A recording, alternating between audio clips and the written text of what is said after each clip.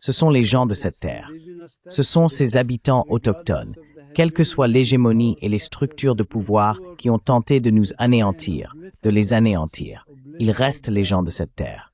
Nous sommes toujours les gens de cette terre. Je vous parle depuis Bethléem. Et si je meurs ici, je meurs ici. S'ils me bombardent ici et que je meurs, je meurs. S'ils ne me bombardent pas, je continuerai à parler comme je le fais maintenant. Wilalith is wite de ce que les gens font.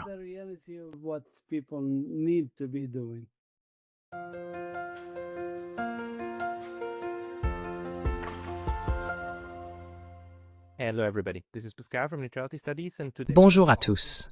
Ici Pascal des études sur la neutralité, et aujourd'hui je m'entretiens avec le professeur Mazin Koumsieh, directeur du Musée palestinien d'histoire naturelle à l'Université de Bethléem.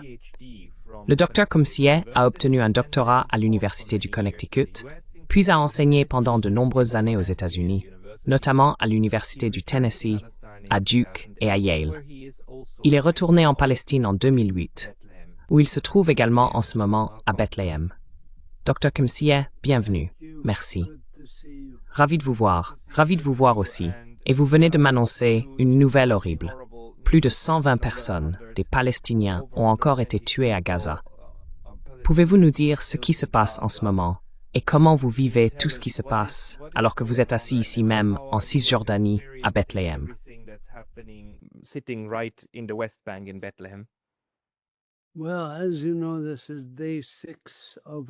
Eh bien, comme vous le savez, nous en sommes au 6e jour d'une attaque contre l'Iran, qui est également utilisée par Israël pour détourner l'attention internationale du génocide qu'ils commettent à Gaza, et du fait que des poursuites sont engagées contre eux devant des tribunaux pénaux internationaux et la Cour internationale de justice, les accusant de génocide. Et ils commettent effectivement un génocide. Mais pour détourner l'attention de cela et pour étendre leur empire, ils attaquent l'Iran. Ce qu'ils ont fait au cours des 6 derniers jours, c'est accélérer leur génocide dans la bande de Gaza et poursuivre leur nettoyage ethnique et leurs assassinats en Cisjordanie, là où je me trouve. Je vous parle depuis Bethléem, qui est le lieu de naissance de Jésus, et qui est en réalité un ghetto entouré de murs et de clôtures.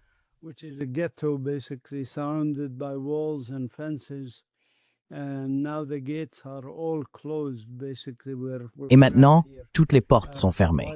En gros, nous sommes piégés ici. Les provisions diminuent également, donc nous pourrions finir par être comme Gaza. Mais aussi comme Gaza, non seulement en termes de pénurie alimentaire ou de famine, mais nous pourrions finir comme Gaza en tant que camp d'extermination. En fait, même ce matin, ils ont tué un jeune homme que je connais ici dans la région d'Al-Walaja. Et il y a des meurtres dans d'autres parties de la Cisjordanie. La Cisjordanie est divisée en cantons, en ghettos, et cela ne concerne que 15% des terres de Bethléem et de la Cisjordanie. Le reste de la Cisjordanie est essentiellement réservé aux colons coloniaux et aux soldats pour faire ce qu'ils veulent dans ces zones, y compris construire des colonies, étendre les activités coloniales, installer des sites d'entraînement militaire, etc.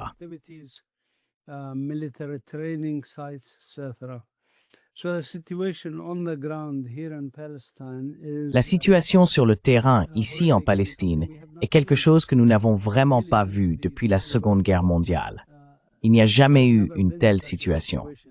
En fait, même pendant la Seconde Guerre mondiale, par exemple, les Allemands et les Alliés n'ont jamais encerclé une ville ou une communauté pour la faire mourir de faim, même lors des pires horreurs de la Seconde Guerre mondiale. Et cela se produit en ce moment même. Environ 2 millions de Palestiniens à Gaza subissent une campagne d'extermination. C'est en fait un camp d'extermination.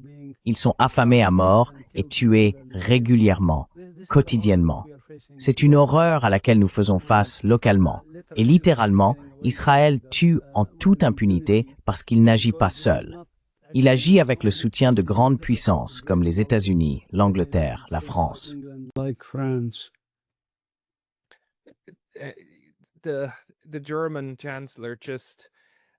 Il y a moins de 24 heures, le chancelier allemand a déclaré que l'Occident devait remercier Israël d'avoir eu le courage d'attaquer l'Iran et d'avoir fait le sale boulot, car l'Iran est un État terroriste qui terrorise tout le monde et que cela est à saluer. Pour vous, qui êtes en Palestine, comment réagissez-vous lorsque quelqu'un qualifie l'Iran d'État terroriste? Et comment comprenez-vous la riposte que l'Iran mène actuellement contre Israël?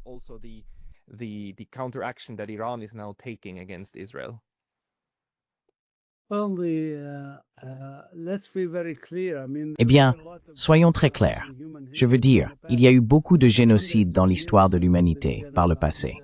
Pendant des centaines d'années, il y a eu des génocides, principalement commis par des colonisateurs européens. L'Allemagne, par exemple, a commis un génocide en Namibie et a certainement commis des génocides pendant la Seconde Guerre mondiale contre les Roms, les Juifs et d'autres. Ces pays, ces soi-disant pays occidentaux, comme les États-Unis, sont construits sur le génocide. Ils sont bâtis sur le pillage d'autres pays, des peuples autochtones d'autres pays, et ils sont fondés sur la déshumanisation des populations du Sud global, ou dans le cas de l'Amérique du Nord et du Sud.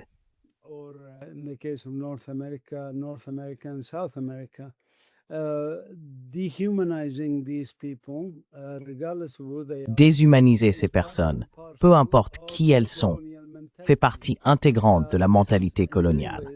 À bien des égards, la psychologie qui sous-tend cela explique pourquoi l'Allemagne, les États-Unis et la Grande-Bretagne, par exemple, en tant que gouvernement, soutiennent le nettoyage ethnique, soutiennent le génocide, soutiennent la colonisation et soutiennent la déshumanisation de personnes comme les Iraniens, les Palestiniens, les Somaliens, les Syriens, les Yéménites et bien sûr les Sud-Africains à l'époque de l'apartheid. Parce qu'ils ne sont soi-disant pas blancs. Ils ne sont pas comme nous dans le monde occidental civilisé qui est censé apporter la civilisation à ces sauvages, ces terroristes.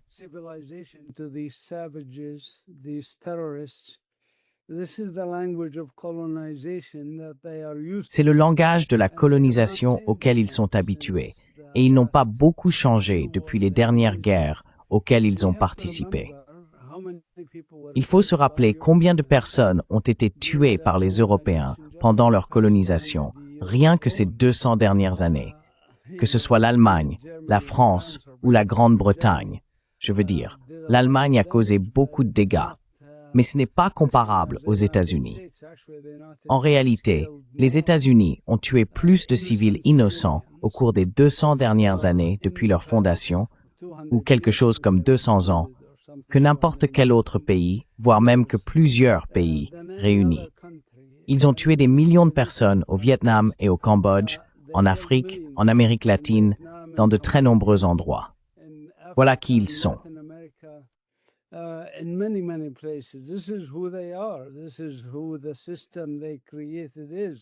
Voilà ce qu'est le système qu'ils ont créé. Un système qui ne reconnaît pas encore ses propres crimes contre les peuples autochtones, sur les ossements desquels ils marchent chaque jour. Ils ont construit des villes appelées Washington, New York, San Francisco, ou peu importe. Ils ont littéralement bâti ces villes sur les ossements des peuples autochtones et sur ceux des esclaves qu'ils ont amenés d'Afrique. Des dizaines de millions d'esclaves qui ont péri en chemin depuis l'Afrique. L'Allemagne, en gros, si je prends ce chancelier allemand, qu'est-ce qu'il va dire d'autre que cela? Il est tout à fait prévisible qu'il tienne de tels propos, car il a été élevé ainsi, avec une mentalité colonialiste.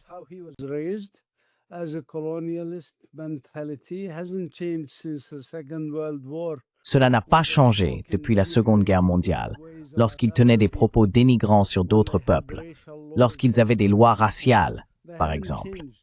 Ils n'ont pas changé. Ils n'ont pas changé. Ils n'ont pas tiré les leçons. Ils ne se sont pas améliorés. Un jour, quelqu'un a demandé à Mahatma Gandhi, « Que pensez-vous de la civilisation occidentale ?» Et il a répondu, « Je pense que ce serait une bonne idée. » Donc je pense que c'est la réalité à laquelle nous devons faire face en tant que peuple du Sud global, je dirais.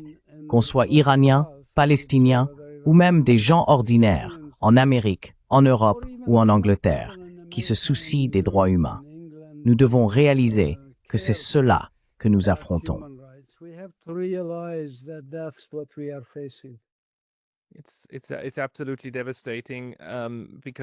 C'est absolument dévastateur, en raison de l'impact horrifiant, bien sûr, sur des personnes innocentes au quotidien, et aussi du fait que cela se produit, que le génocide est en cours, et que vous n'êtes qu'à quelques kilomètres de ce camp d'extermination, face à la perspective d'être la prochaine cible de cette extermination. En Cisjordanie, à Bethléem, comment recevez-vous des nouvelles de Gaza? Et existe-t-il une quelconque interaction possible avec des membres de la famille là-bas, des Palestiniens là-bas, ou bien l'espace informationnel est-il également hermétiquement scellé?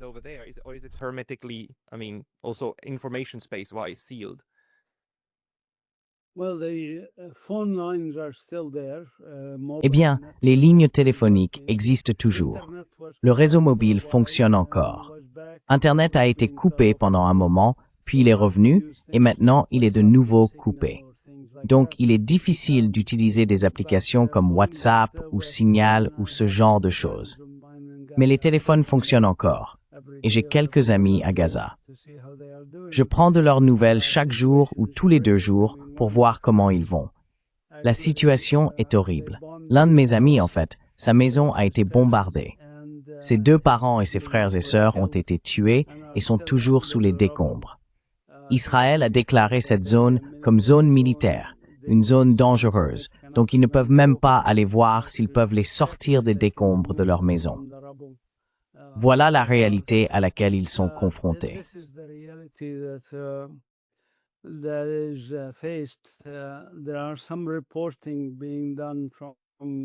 Il y a des reportages réalisés par des journalistes locaux, mais Israël a tué 227, je crois que le chiffre actuel est de 227, journalistes à Gaza.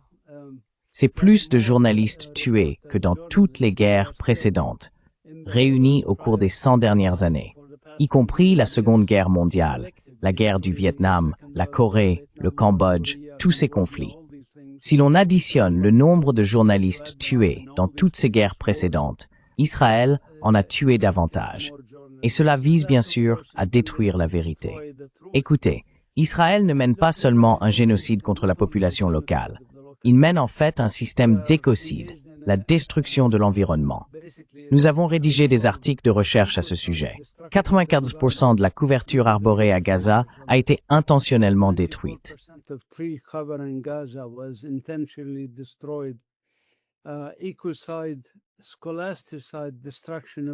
Écocide, destruction scolaire des systèmes éducatifs. Toutes les universités de Gaza ont été pratiquement détruites. Scolasticide, ou on peut l'appeler plus largement éducide, car ils ont aussi détruit les écoles, lycées, collèges, écoles primaires, même les jardins d'enfants. On pourrait dire qu'ils pratiquent aussi le médicide, la destruction des services médicaux. La plupart des hôpitaux ont été mis hors service. Ils s'adonnent également à ce qu'on peut appeler la vériticide, la destruction de la vérité. C'est pourquoi ils ont tué tant de journalistes, car ainsi ils peuvent mentir autant qu'ils le veulent et dire « Hey, nous tuons, peu importe, des combattants de la résistance du Hamas » ou, comme ils les appellent, des terroristes.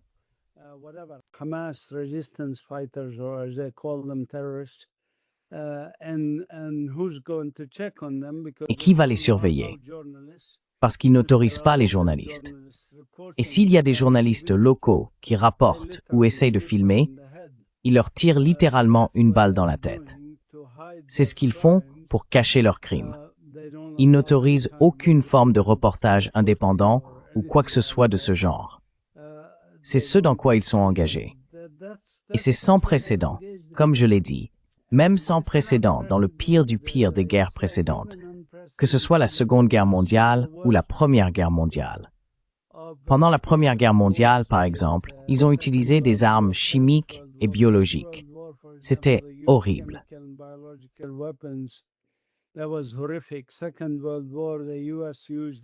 Pendant la Seconde Guerre mondiale, les États-Unis ont utilisé, comme vous le savez, des armes nucléaires sur Hiroshima et Nagasaki. Ce qui constitue bien sûr des actes de terrorisme lorsqu'on tue des centaines de milliers de civils pour soumettre un pays. Mais toutes ces choses ont été faites lors de guerres précédentes. Il y a même des choses pires qui se passent aujourd'hui. Comme je l'ai dit, par exemple, l'utilisation de l'extermination par la famine. À ma connaissance, cela ne s'est pas produit au cours des 100 ou 150 dernières années. L'extermination par la famine. Je veux dire, écoutez, au Moyen Âge, les armées encerclaient un château, par exemple. Et lorsque les gens à l'intérieur n'avaient plus de nourriture, ils se rendaient. Mais ce n'est pas ce qu'Israël essaye de faire.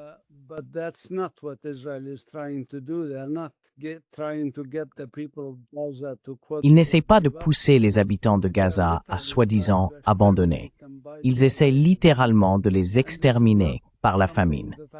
Et ce n'est pas quelque chose que je leur attribue. C'est ce qu'ils déclarent eux-mêmes, les dirigeants israéliens, le président de l'État d'Israël, le Premier ministre, le ministre de la soi-disant défense, le ministre de la guerre. Ils ont tous déclaré très clairement « Nous les affamons et nous les tuons. Et nous allons en finir avec Gaza. Nous allons la vider. Nous allons en faire un parc. Et plus tard, nous en ferons une station balnéaire. Vous savez, sans les habitants de Gaza. » C'est ce qu'ils affirment ouvertement.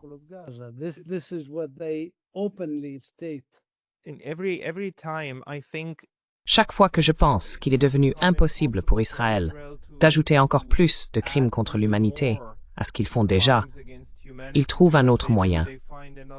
En ce moment, juste avant que nous commencions, je veux dire, nous recevons désormais chaque jour des nouvelles de dizaines, voire de centaines, de personnes qui se font tirer dessus, abattues dans ces centres de distribution alimentaire.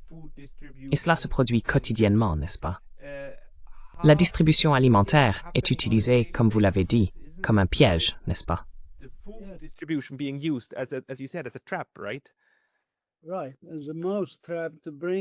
Exactement.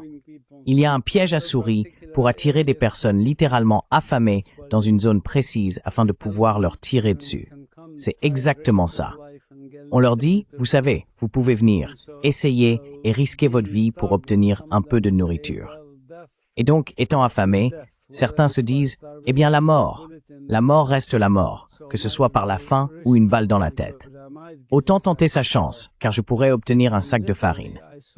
Et littéralement, j'ai vu des vidéos et des photos de personnes qui ont réussi à s'approcher suffisamment pour prendre un sac de farine et qui ont ensuite été abattues, leur sang sur le sac de farine qu'elles avaient réussi à obtenir. Voilà la réalité à Gaza. L'horreur est inimaginable, y compris pour les enfants d'ailleurs, les femmes, etc. Ce n'est pas comme s'il y avait une discrimination selon le genre ou quoi que ce soit. Cela concerne tous les âges d'ailleurs. Et ça etc. C'est horrible.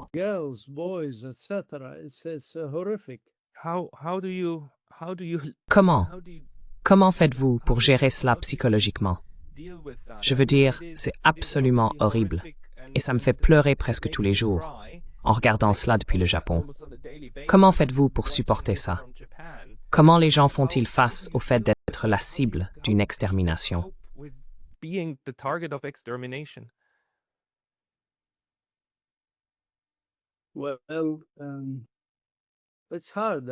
Eh bien, c'est difficile. Pour moi, je n'ai pas dormi la nuit dernière. Ce n'est pas facile. Je ne veux pas que vous pensiez que nous sommes, d'une certaine manière, des êtres surhumains ou quoi que ce soit de ce genre. Nous sommes des êtres humains ordinaires, comme tout le monde. Et donc, nous souffrons. Les gens, la population de Gaza était de 2,3 millions de personnes il y a 21 mois. Elle est maintenant de 1,45 million de personnes. Cela signifie que 450 000 personnes ont disparu. Peut-être que 100 000 d'entre elles ont réussi à sortir de Gaza en soudoyant des responsables égyptiens pour partir. On leur demandait 5 000, 10 000 dollars pour quitter Gaza, peut-être 100 000. Mais cela laisse 350 000 personnes qui sont mortes, littéralement mortes, soit encore sous les décombres, comme la famille de mon ami, soit recensées à l'hôpital et comptabilisées parmi les 55 000 personnes à qui des certificats de décès ont été délivrés.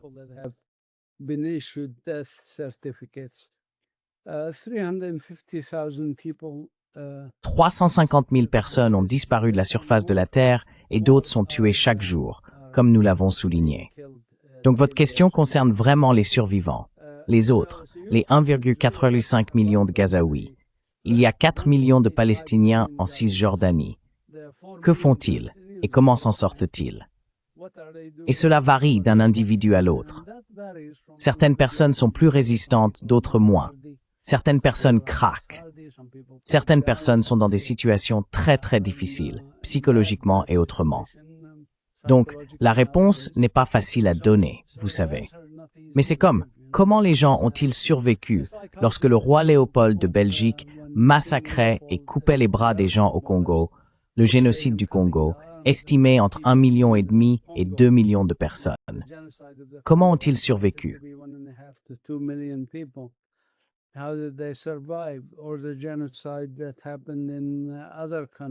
Ou le génocide qui a eu lieu dans d'autres pays. Le génocide des Amérindiens, vous savez, lorsque les colonisateurs européens sont arrivés. Les Aztèques, vous savez, comment ont-ils fait face à la colonisation européenne? Eh bien, certains ont réussi à s'adapter, d'autres non. Certains ont simplement été tués. En Amérique du Nord, il y a eu la piste des larmes, comme on l'appelle, de la Floride à l'Oklahoma, où les survivants des tribus de Floride ont été déplacés parce qu'ils n'étaient pas censés vivre dans l'Est des États-Unis, qui était réservé aux Blancs. On les a donc déplacés vers l'Ouest contre leur gré. Certains ont résisté, bien sûr, et ont été tués. Et certains ont été forcés de partir à pied. Comment se sont-ils adaptés? Eh bien, ils ne se sont pas vraiment adaptés. Ils ont survécu, s'ils ont survécu, ou ils ne l'ont pas fait. Ils ne l'ont pas fait.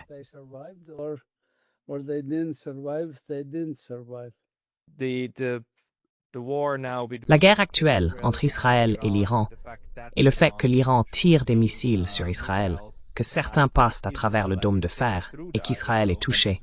Cette escalade vous donne-t-elle plus de désespoir ou vous donne-t-elle l'espoir que quelque chose va enfin changer aussi pour les Palestiniens?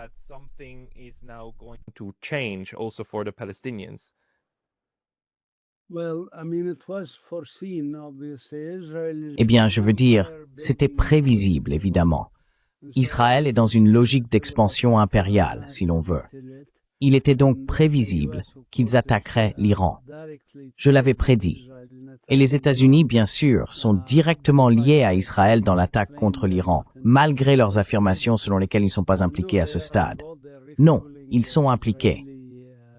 Ils ravitaillent en carburant les avions israéliens, et ces avions utilisent des bases américaines et d'autres bases dans le monde arabe, pour ainsi dire, le monde arabe qui est subordonné à l'hégémonie américano-israélienne, comme la Jordanie, le Qatar et d'autres endroits. Ils sont donc impliqués.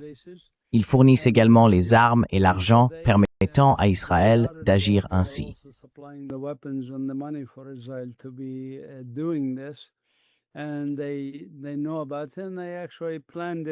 Et ils sont au courant, et ils l'ont en fait planifié ensemble.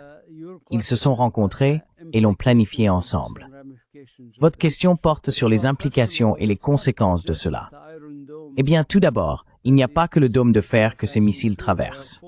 Il y a 4 couches, y compris la fronde de David et les missiles Ta'ad, qui sont d'ailleurs opérés par du personnel américain. Ici, en Palestine, il y a du personnel américain qui fait fonctionner des systèmes de défense antimissiles pour l'État d'Israël. Donc l'armée américaine, comme on dit, a des soldats sur le terrain, ici en Palestine, ce qu'ils appellent Israël. Ce n'est pas Israël, mais bien la Palestine.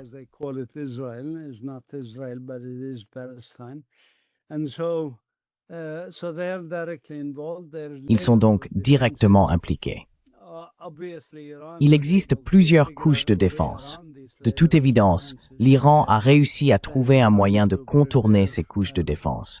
Et ils ont eu le temps de se préparer et de développer des technologies pour déjouer ces systèmes. Et ils ont effectivement réussi à frapper la raffinerie de pétrole à Haïfa. Ils ont réussi à frapper le siège du Mossad. Ils ont réussi à frapper le ministère de la Défense, le soi-disant ministère israélien de la Défense. Il est donc clair qu'il s'agissait soit d'une chose que les Israéliens n'avaient pas anticipée par négligence, soit qu'ils avaient anticipé et jugé acceptable, car cela permet de s'assurer que le public israélien comprenne, entre guillemets, qu'il existe une menace militaire crédible de la part de l'Iran. military threat that's credible from Iran.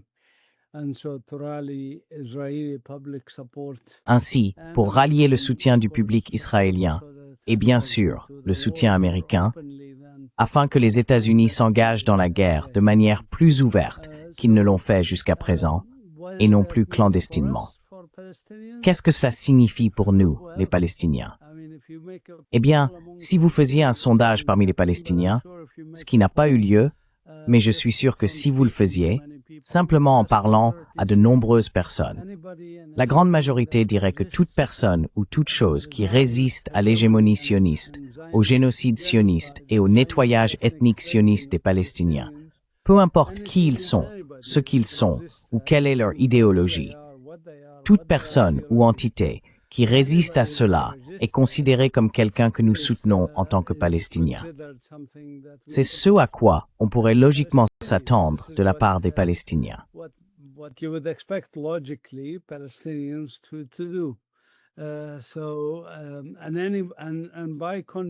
Et inversement, tout groupe, comme le gouvernement égyptien, qui refuse, même à des personnes non violentes, de venir à la frontière pour manifester, des personnes qui ont promis et accepté de ne pas franchir la frontière, ou quoi que ce soit, juste des manifestations pacifiques, y compris le petit-fils de Nelson Mandela, des gens pacifiques. On leur refuse l'accès. Quiconque soutient Israël, comme le fait l'Égypte, ou comme le fait la Jordanie, ou comme le font les dirigeants de l'Arabie saoudite et des Émirats arabes unis, pas les peuples, d'ailleurs. Bien sûr, quiconque soutient Israël contre les Palestiniens et contre le génocide est détesté et méprisé. Et nous pensons, vous savez, nous Palestiniens pensons que c'est écœurant que vous souteniez quelqu'un qui viole le droit international et qui tue des civils innocents.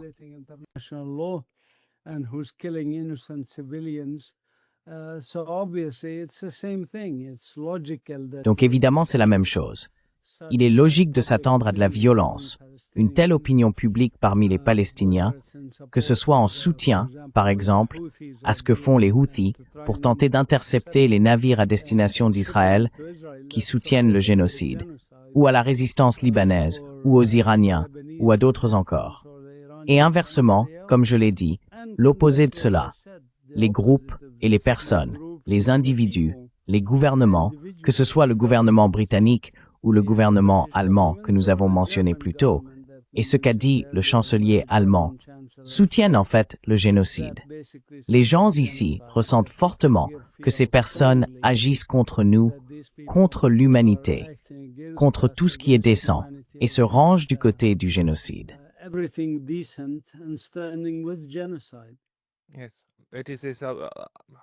Oui, c'est exactement ce à quoi on pouvait s'attendre. Et je sais que vous devez partir. Je voudrais juste vous poser une dernière question. Dans vos courriels, vous écrivez de très bons messages et chroniques sur ce génocide.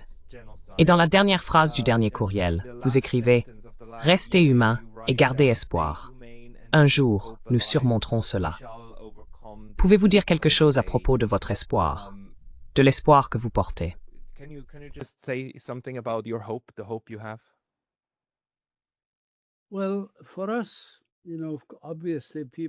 Eh bien, pour nous, vous savez, évidemment, les personnes soumises au génocide et au nettoyage ethnique, le désespoir n'est pas quelque chose auquel nous pouvons succomber, car si nous faisons cela, autant se suicider. Donc vous voyez, nous n'avons pas le luxe du désespoir, pour ainsi dire. Nous devons avoir de l'espoir parce que c'est une question existentielle pour nous. Sans espoir, on n'a rien. Sans penser qu'il y a une lumière au bout de ce tunnel très sombre, on n'a pas grand-chose pour quoi vivre. Il faut donc vraiment garder espoir. Il faut garder l'espoir. D'ailleurs, en tant que scientifique, cela ne veut pas dire que je suis sûr à 100% que nous réussirons quand je dis garder l'espoir vivant. Ce n'est pas nécessairement ce que nous voulons dire. C'est comme, je l'ai dit, les Amérindiens, par exemple, qui ont été massacrés, qui ont subi un génocide pour créer ce qu'on appelle les États-Unis d'Amérique. Les survivants gardent encore l'espoir vivant, même aujourd'hui.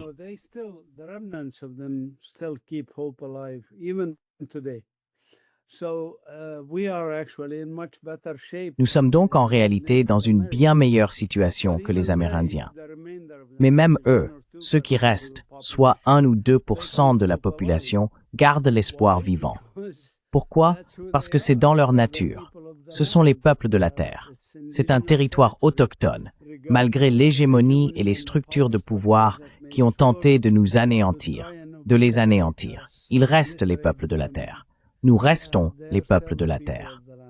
Je vous parle depuis Bethléem. Et si je meurs ici, je meurs ici. S'ils me bombardent ici et que je meurs, je meurs. S'ils ne me bombardent pas, je continuerai à parler comme je le fais maintenant. Voilà la réalité de ce que les gens doivent faire.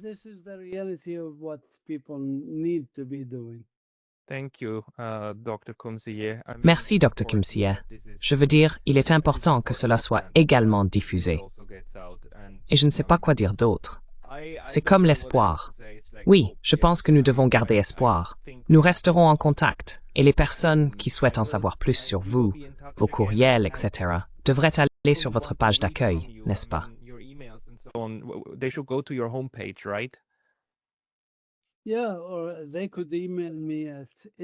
Oui, ou ils peuvent m'envoyer un email à info@palestinenature.org. Facile à retenir, Palestine Nature, en un seul mot, .org. C'est le site web de notre institut que nous avons créé ici, un institut d'espoir qui utilise des méthodes non violentes de résistance, y compris l'éducation, l'écologie, les publications, la recherche, etc. Et les gens peuvent nous aider, peuvent venir faire du bénévolat ici ou faire du bénévolat depuis l'étranger. Donc envoyez-moi un email, oui, et vous pouvez mettre mon adresse email si vous le souhaitez lors de la diffusion.